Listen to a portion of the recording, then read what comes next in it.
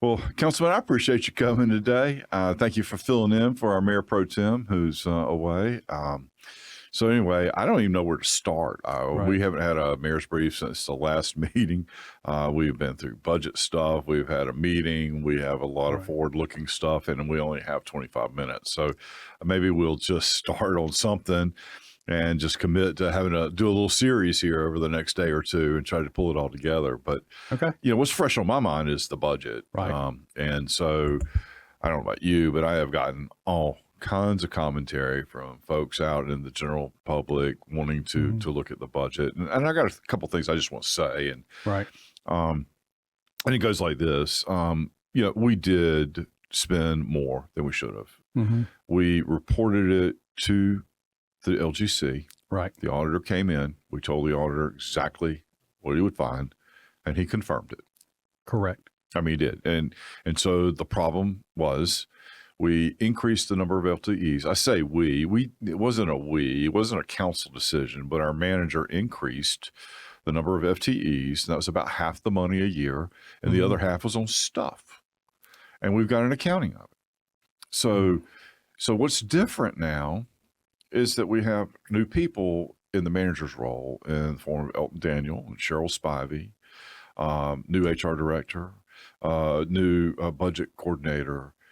And I can see the evidence of that in this budget. And we can go through that one by one. But I want to frame it for folks.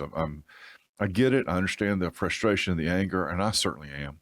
I certainly am too. But we're moving in right directions, I believe. And I'd love to hear your thoughts on all that too. And I'm sure you're getting a lot of the same texts, maybe from the same folks. I don't know. Well, not to beat the same drum, Mayor, but you're absolutely correct. I mean, and I'll just expand on the audit piece. I mean, because it was confirmed exactly what we said.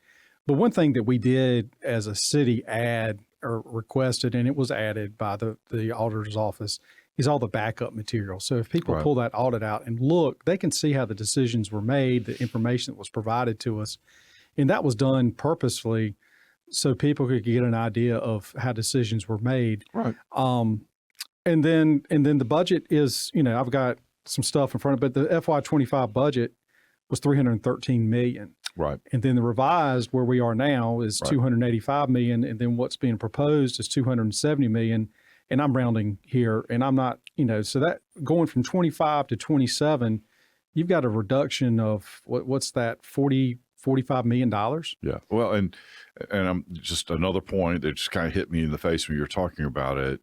This budget includes things that we don't have to by state law, like the canteen fund, and there's several other little items. Right.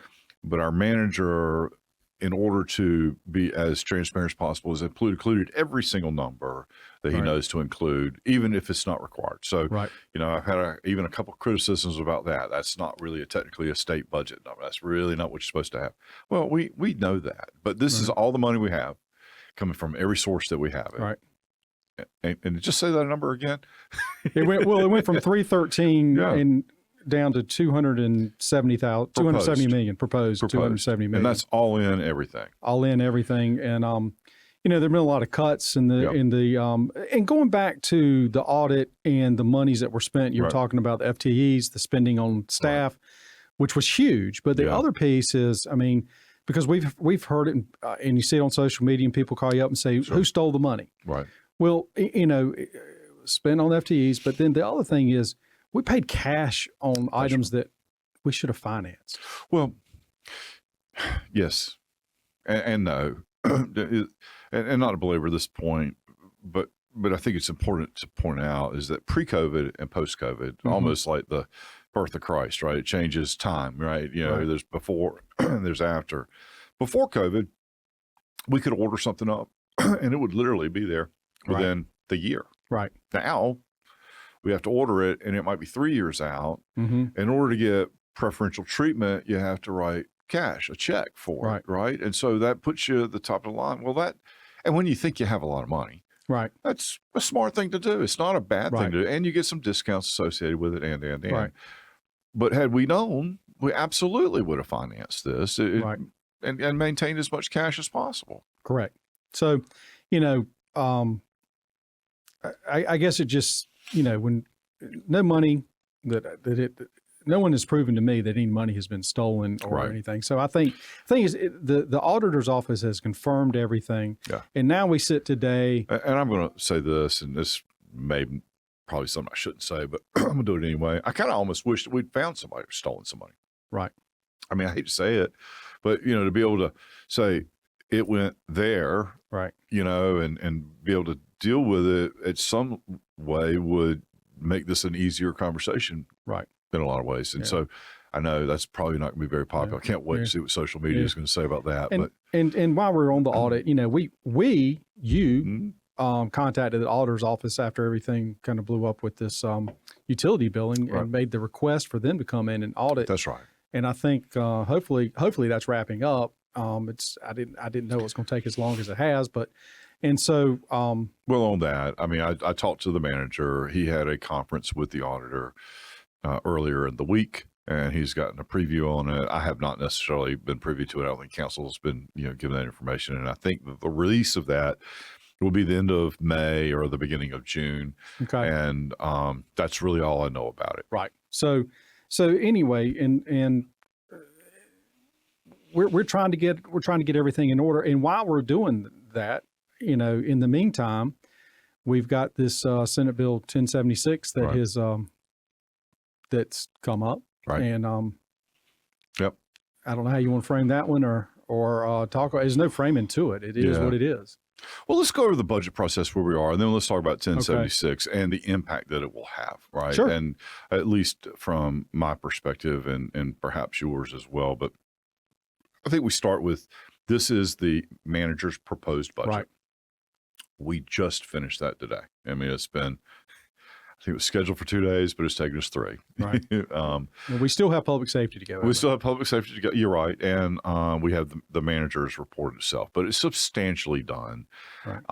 And each department head came before us, presented their budget, the number of full-time equivalents and the employees, as well as any capital, any, operational considerations that they had.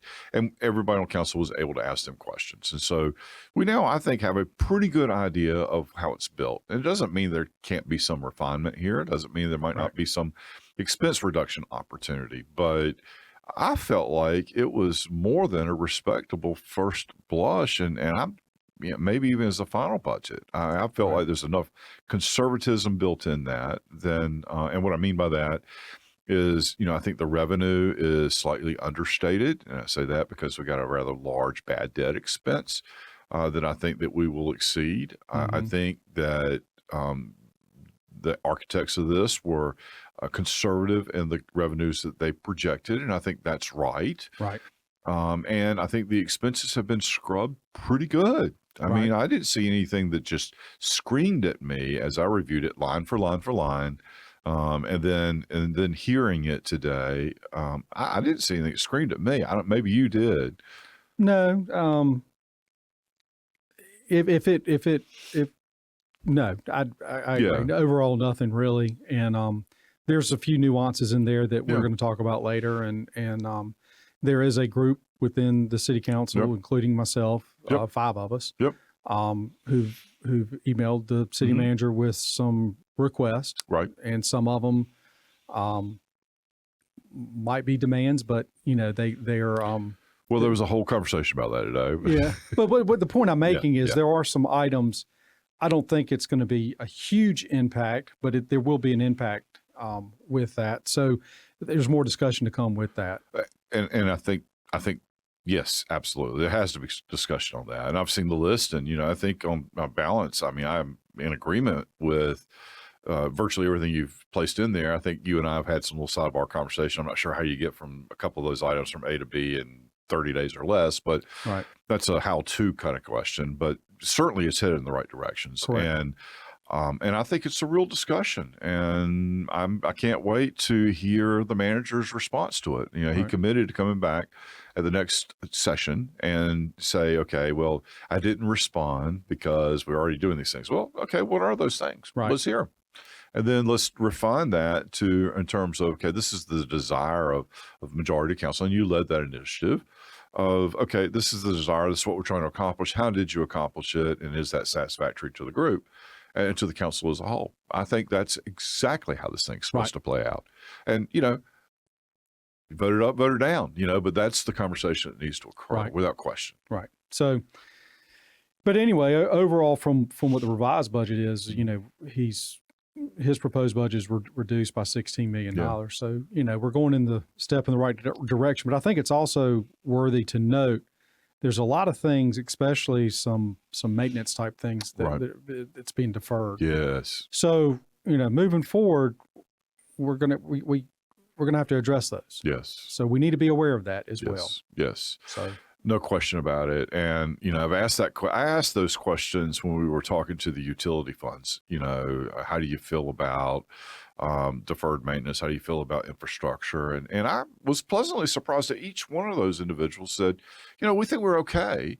I mean, we can't defer forever, but we've been pretty aggressive through the years. Right. So that was reassuring to me. Right. Now I have no idea how to qualify that or quantify it, but I don't believe that they would get up and say that if they didn't believe it at some level. So it's manageable. Right. I did not ask that on the operating stuff, and I wish I had it today. Now that you bring that up, and because that is important. Yeah.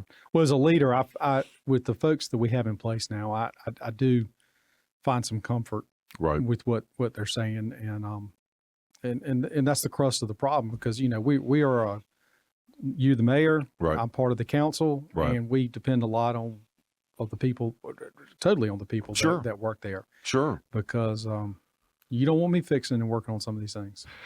Well, and that's right. Because one of the things I get pounded on is, you're paying people too much, and then you go look at comparables in other cities, and I get all that, and I understand all that, but also know that we are in crisis. Right. And we've got to pull out of this. We are a princess in the pea as it relates to the mattress, and we've got to move it forward. We are building a good team. I have more confidence in this team than I have had in quite some time. Right. Really. And I think that we're going to see that as we get through this budget stuff. So, nobody wants to, they're angry, I know. And I certainly, again, understand that. But I believe that we will see some restoration to where we have been in normalization of our finances going forward. And certainly we have the look-see of the LGC. Right. LGC, treasurer, well, they're part of the LGC, but the entire state. That's right. The entire state. That's right. So anyway, and at some level, that's good. Right. So I know that, anyway, we've completed the auditor's audit. Everybody's had a copy of that for quite some time. The utility billing audit, because, there's a lot of question as to whether or not we were doing that right and we owe money back, is set to be released in the next week or two, or at least that was the indication that was provided to Elton. And so that's where we are. Right. And so anyway, so what about the budget? Where are you on all that, in terms of where you think we ought to go, and or you feel like it's pretty solid? What questions do you have? I know we're not done yet, but, just kind of tell folks kind of where you are in your head. Well, I think overall, I'm resigned. We don't have many options. That's the other that's thing. the other real challenge, right? So, there are going to be some increases. Yeah. And I did some research, and if you take a look at say the property tax per person that's generated in, or you take the total property tax that you receive in Raleigh, divided by their population, it comes up to about $1,200 a person. You get it into Rocky Mount, that's about $750 a person. So you've got about just go ahead and say a $400 difference, and then you take that's huge. It is big. So, our property tax rate in Rocky Mount compared to the much lower property tax rate in Raleigh generates a lot more just because of the values that they have. Sure. And the assessed value. The assessed values. Yeah. And so I think that's important for everybody to remember, because, and including myself. Yeah. And it was an exercise for me to kind of understand, we're at 62 cents per 100, and we're looking at an increase. Well, and the other thing think people tend to forget is that all got stepped down by the counties and us during COVID. Right. So we went backward. Right. A fair amount, and so now we're starting to normalize again, and everybody gets used to the new norm, especially when it's cheaper. Right. Myself included, by the way. And I was going to say myself included as well. I mean, I don't have many properties as some people, but it's going to impact my back pocket. There's no doubt. Sure. All right. Well, so we're kind of in the budget. We'll see where we are in terms of public safety and get on the other side. Of course, public safety tends to be our largest singular department. I don't remember, but I think it's also important as we go through this budget thing to frame it. I am working off memory. Maybe you've got it out in front of you. What is our utility fund as a percentage of the total budget? So we got $269 million. I believe that, water, gas, electric, and sewer are about half. I think they're a little bit more than half of the total budget that we recognize, I think. But I think it's important to at least be able to frame that for folks. Yeah, I think just adding up in my head real quick, it's about 150 million. Okay. Of a $270 million. So that means our operating expenses are about 110 million in the city of Rocky Mount. So that's one of the things that people constantly are reflective of other cities, and you're so much higher. Well, more than 150 million. And the biggest component of that is our purchase of the power. The electricity and the gas. I think we spend just on electricity, if I remember correctly, it's something like $70 or $80 million just on that. So we got to pass that along. So, but when people are looking at the budget, I think they need to understand that's how that happens. If you bifurcated it, separated them out, I think you would see two different kind of budgets. Right. And I think it would be a little bit more clear to folks. Right. And a lot of people bring up Greenville. Sure. And Greenville's completely different. Greenville's a bigger city, but they have utilities like we do, but they have that's a whole separate entity. It's a commission. It's like Fayetteville does the same thing with PwC. It's a separate utility division, and there's some relationship, but it's not a total control thing. Right. And the city operations are different from the utilities. And their budget is not reflective of the utilities. Correct. They're separate budgets and. Right. So, we've got a big budget, and it's complicated. Yeah, we do, and we're gonna work through it. And the process is young, so we're not done. Yeah. But it does bring to the question, and we started the meeting today with impact of Senate Bill 1076 as it relates to the city of Rocky Mount. And so let's just take the politics out. I mean, depending on how you feel about it, one way or the other, what is the impact to the city of Rocky Mount? And so that's really, I think, one of the things, at least just start there. We can talk about politics later, but, according to Cheryl, she didn't believe that it was going to have too much of an impact on us. However, if that means that we can still borrow from those funds, which is a pretty common practice, if we can do that, then it will not have much of an impact on us. And assuming that the administrative cost can reside in the department, that would be permissible. However, if we've got to recover the administrative cost, and I think we're working hard to reduce those, by the way, that's a separate aside, but so as budgeted today, I think the number was right around $14 million. Something in the electric and gas combined, but if you look at, and that's not including everything, but yes, you're correct. So what I remember, if you're going to have to cover that with ad valorem, it was somewhere in the neighborhood of 26 cents or 27 cents. 27 cents. Yeah, per 100. So in addition to our rate, so we go from 62 to about 90 cents, 89 to 90 cents. Right. So that's if we had to do it on ad valorem. Correct. So it's a big deal in terms of what we're doing. Now, the challenge that puts us in a budget scenario here is without those clarifications, we have to assume the worst case scenario and figure out the contingencies. And we are required to produce our budget balanced by June 30th. Along with any property tax. Any other increases that are going to be out there. Yeah, right. Right. So, and the interpretation of this matters as well, So we are in a place where we're having to figure out what we're going to do. What do you do? And so I've come up with 4 things, and every time I say it, I get a reaction, especially from you, at least one of them. But and rightfully so. I actually am in agreement. We could sell the utility, and just let the markets deal with what the rates are going to be. And I don't think that's the highest and best. I think that let me be clear on that. I Yeah. disagree with that. I know you do, 100%.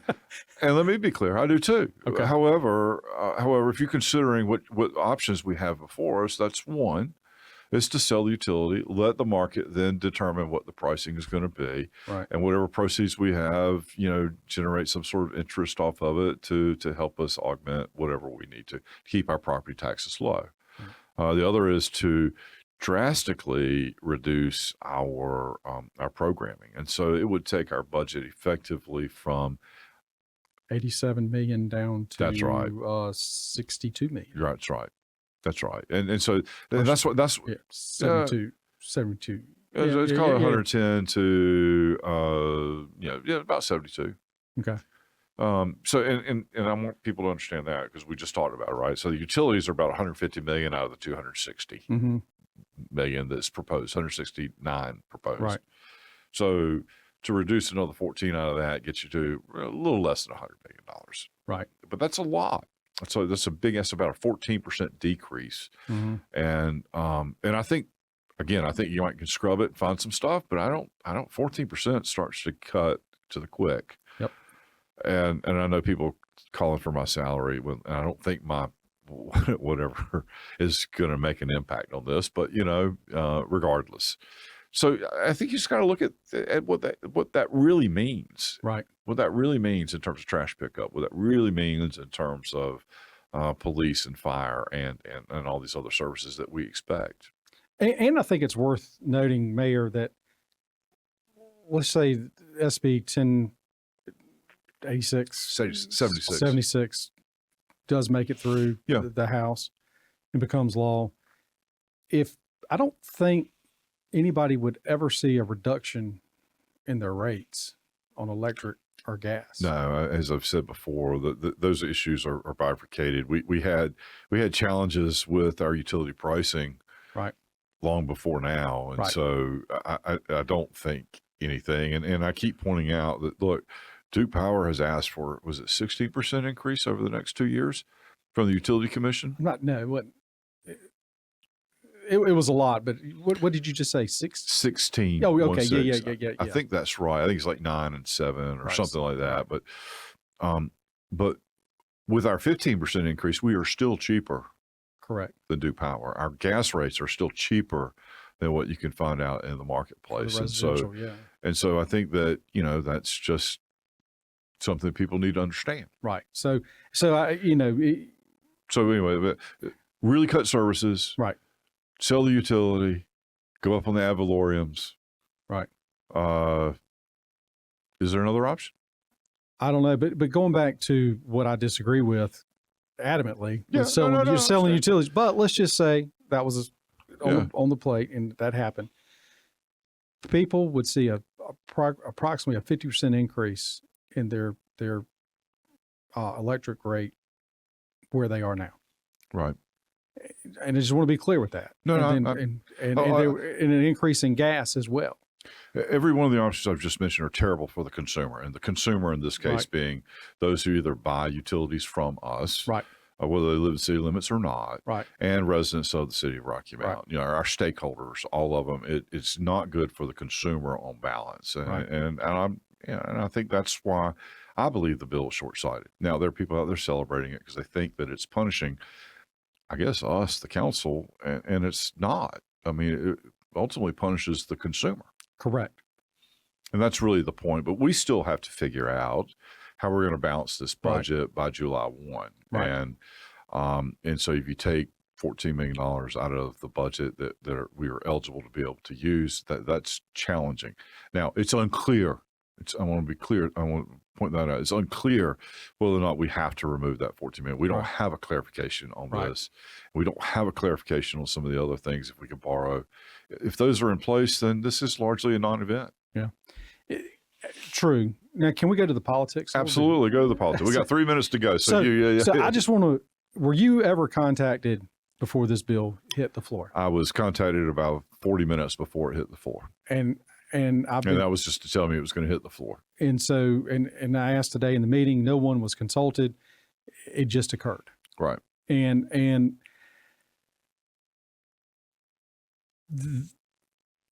Well, at least Senator Barnes, she represents a portion of Rocky Mount. She represents me. She's my representative. Me too. Yeah. But this bill that she's put forward and signed off on does not represent me. And also on the politics side, Senator Newton has also mentioned that he does not appreciate it impacting Wilson citizens. And I believe I've heard between 7 and 9 residences in Wilson County, which are off of 97, are impacted. Only 9. 9 households. 9. Yeah. Yeah. And Senator Newton used to represent Rocky Mount. He did. He did. And we are a city, but we're a rural city. And we also, our gas, we have a lot of gas that we sell out to a lot of farmers. Yeah, we do. A lot of farmers. Yeah, we do. And I think it's going to,